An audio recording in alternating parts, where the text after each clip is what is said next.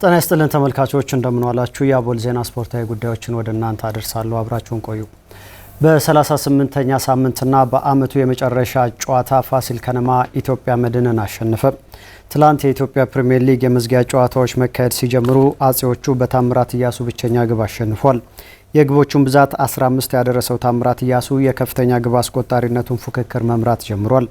ከሊጉ የወረደው መቀሌ ሰባ እንደርታ ነገሌ አርሲን 3-0 ሲረታ በተመሳሳይ ወደ ከፍተኛ ሊግ የወረዱት ድሬዳዋና አርባ ምንጭን ያገናኘው ጨዋታ በድሬዳዋ 2-1 አሸናፊነት ተጠናቋል። ዛሬ ከፕሪሚየር ሊጉ የሚወርደውን አራተኛ ክለብ የሚለይ ጨዋታ ሲደረግ አዳማ ከተማ ከሐዋሳ፣ ሽረ ምድረ ገነት ከሸገር ከተማ እንዲሁም ወልዋሎ አዲግራት ዩኒቨርሲቲ ከቅዱስ ጊዮርጊስ ጋር በተመሳሳይ 9 ሰዓት ላይ ይጫወታሉ። የኢትዮጵያ ፕሪሚየር ሊግ የ2018 ውድድር በመጪው እሁድ ፍጻሜውን ሲያገኝ በሐዋሳ ዩኒቨርሲቲ ስታዲየም ሻምፒዮኑ ሲዳማ ቡና ከኢትዮ ኤሌክትሪክ ጋር የመጨረሻውን ጨዋታ ያከናውናል።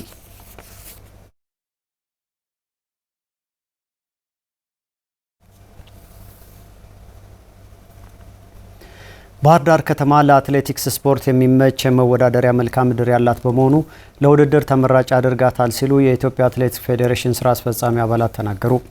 ይህንን የከተማዋን ጸጋ ለመጠቀምና በቀጣይ ውድድሮችን ለማምጣት ፍላጎት እንዳለም ተገልጿል። መልሶ ጥበቡ ተጨማሪ አዘጋጅቷል።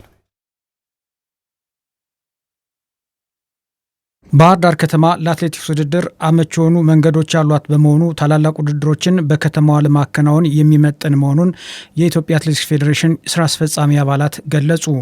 በቅርቡ በባህር ዳር ከተማ በተከናወነው አንደኛው የጎዳና ላይ የ10 ኪሎ ሜትር የሩጫ ውድድር ላይ የተገኙት የኢትዮጵያ አትሌቲክስ ፌዴሬሽን የስራ አስፈጻሚ አባላት ላሚኮ በሰጡት ሀሳብ ከተማዋ ለውድድር የሚመጥን መሰረተ ልማት እንዳላት ተናግረዋል። ባህር ዳር እንግዲህ በፊትም በጣም ዝነኛ ከተማ ነው። በጣም ውብና ጽዱ ከተማ ነው። አሁን ደግሞ ከዛ በላይ በጣም አምሮ ደምቆ ያለ ከተማ ነው። ያው እንደዚህ አይነት ውድድር ትልልቅ ውድድሮችን የሚፈልግ ከተማ ነው። እንደዚህ አይነት ኮርስ በጣም ኢንተርናሽናል ውድድር ማድረግ ይቻላል ብለን እንትን እያደረግን ነበርና በጣም እንዲያም እውነት ለመናገር ከአዲስ አበባ የተመቸ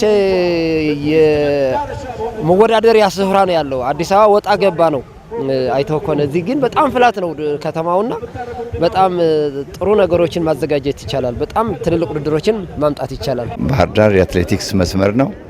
አማራው የአትሌቲክስ መስመር ነው። የአትሌቲክስ መፍለቂያ ነው። በጣም ብዙ ጀግኖች የወጡበት ነው።